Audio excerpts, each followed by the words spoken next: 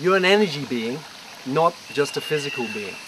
In the 1990s, Dr. Candice Pert discovered the receptors for peptides, and these are receptors all over your body, in your organs in particular, that when you have an emotional reaction, your glands release these peptides and they attach to your organs.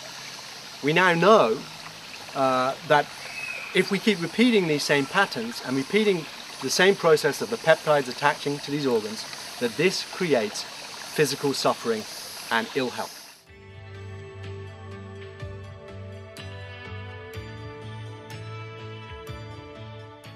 We spoke about ego earlier. Now, ego is a reflection of my own ego. It's how I see you, my own belief system, my own mind. So rather than looking at somebody else and blaming them for who they are, what I don't like about other people actually teaches me more about myself. We have to start taking responsibility for other people in our lives and how we feel about them, because this is a reflection of ourselves, not a reflection of them.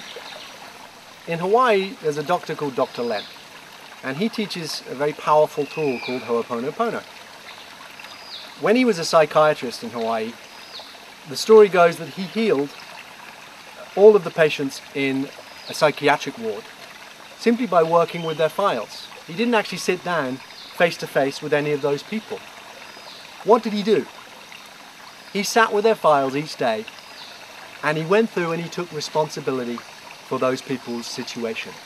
He said to their files, "I love you, please forgive me. I love you, please forgive me.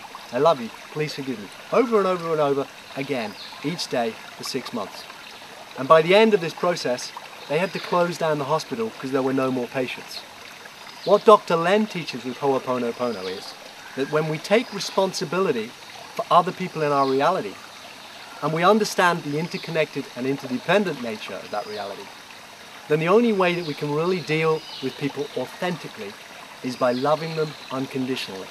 What is unconditional love? It means accepting you for who you are, not because of who we want you to be. That's what Ho'oponopono teaches, and if we practice that in our lives, we can create healing for ourselves and those around us too.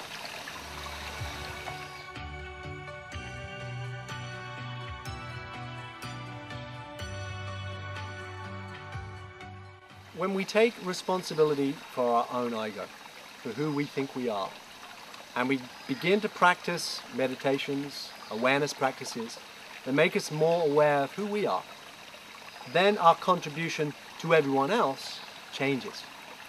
The we-go changes. We-go is our tribe, the people that we feed our ideas into, our beliefs. It can be our family. It can be the people we work with. It can be our community, our neighborhood, our country. All of them have separate we-goes that connect with one another and create the world about us now. And the type of world it's created, we can all individually do something about. I want to share with you just a few statistics that we've included in the book Provolution. 80% of humanity live on less than $1 a day. Nearly 1 billion people entered the 21st century unable to read a book or sign their names. Less than 1% of what the world spends every year on weapons is needed to put every child into school. Inequality is such that by 2004, about 0.13%, just over 1/10% of the world's population controlled 25% of the world's financial assets. We live in a world of great inequality, but there's something that we all have in enormous volume. That's the ability to focus on ourselves and change from the inside out. If we want to change those statistics, we first have to start by changing ourselves.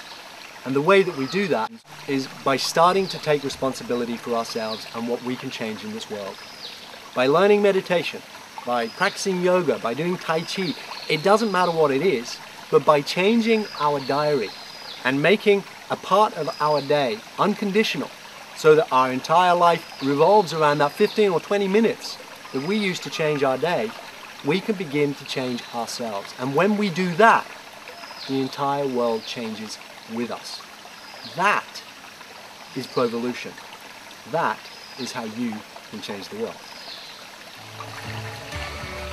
The book Provolution is written to help you overcome suffering in your life. By leaving behind some of the mind rafts that you've picked up in your life so far, becoming aware of those mind rafts, and creating for yourself a different present moment where you let go of your ego and you begin to appreciate the world around you. You can become a part, not of the revolution in this world that just creates more suffering and more pain, but of Provolution, which is an internal change, a positive transformation for the evolution of us all.